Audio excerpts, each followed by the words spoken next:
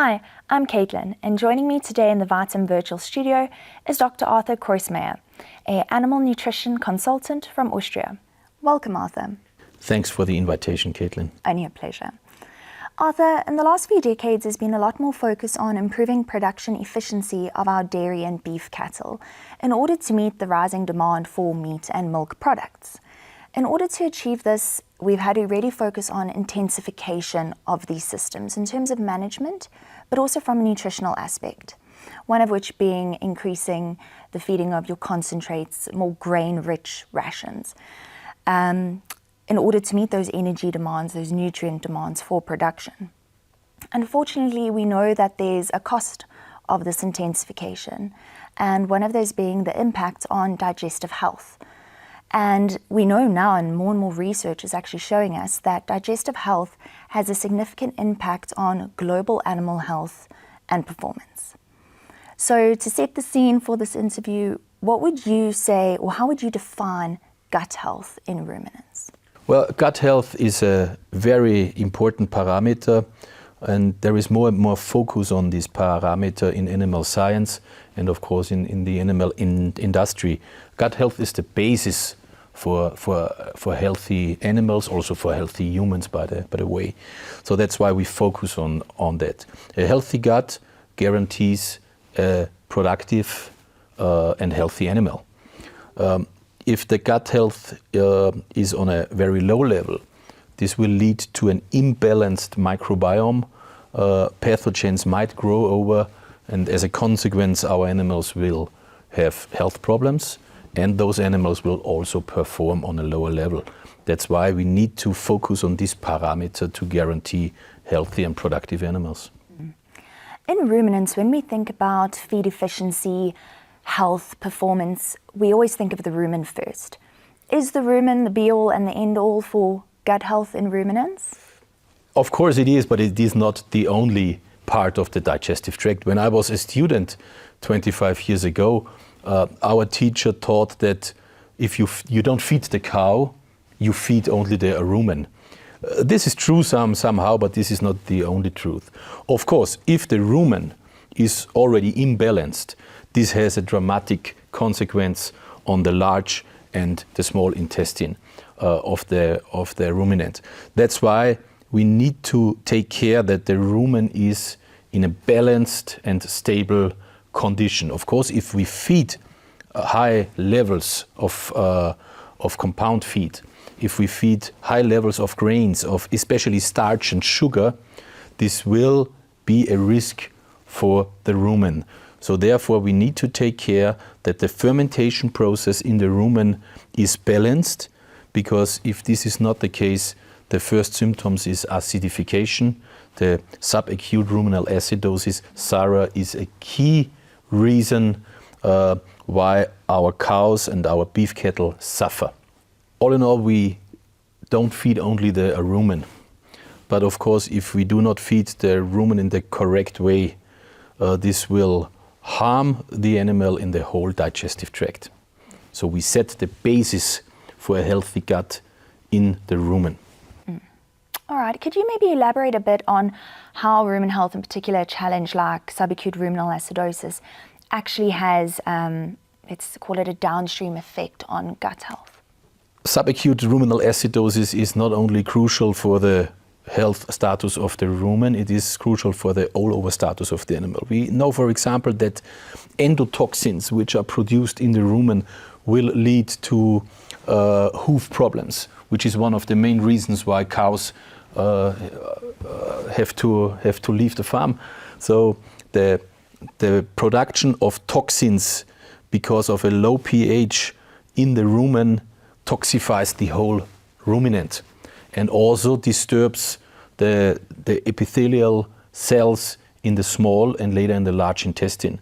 So as I mentioned earlier, if we cannot control the microbiome in the rumen, we do not only lose performance, we harm the whole animal and we decrease the whole status, and especially for those parameters which guarantee lifelong production, which is extraordinarily important in dairy cows, but which is also important for high-performing beef cattle. Arthur, when we talk about gut health, one of the hot topics the last few years has been leaky gut. Can you maybe elaborate on how leaky gut actually influences inflammation in the gut of the animal? Yes, the inflammation causes the leaky gut. So this means if the pH in the rumen is on a low level and pathogenic bacteria, not only pathogenic bacteria, which produces toxins, grows over, it will disturb the surface of the gut, and therefore these toxins can migrate into the whole body.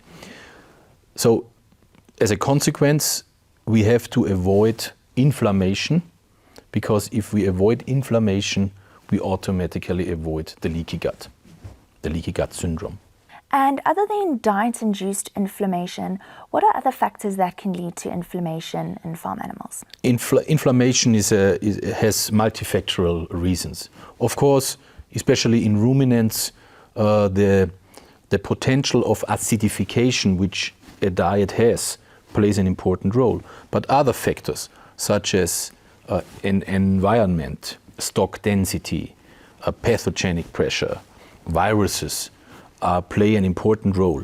The inflammatory process itself plays also an important role, because inflammation feeds itself. So inflammation keeps itself alive. So we call that inflammatory cascade. So this cascade is influenced by many different factors: oxidative stress, pathogens, viruses, as I mentioned, but also the inflammation itself leads to the production of pro-inflammatory cytokines, such as TNF-alpha, such as NF-kappa B. These are necrosis factors. And those factors keep the inflammation alive.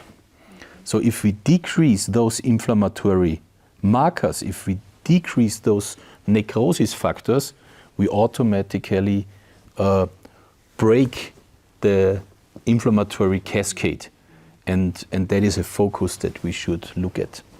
It's obvious that, as you just explained, there's the snowball effect when it comes to inflammation. Yeah. And I know this is a difficult question, but what would you say is the cost of this inflammation? What is it, not in dollars or rands, but what is it costing the animal in terms of energy loss? It costs the animal a lot of energy. And of course, it's not easy to quantify this, but just think about a sportsman.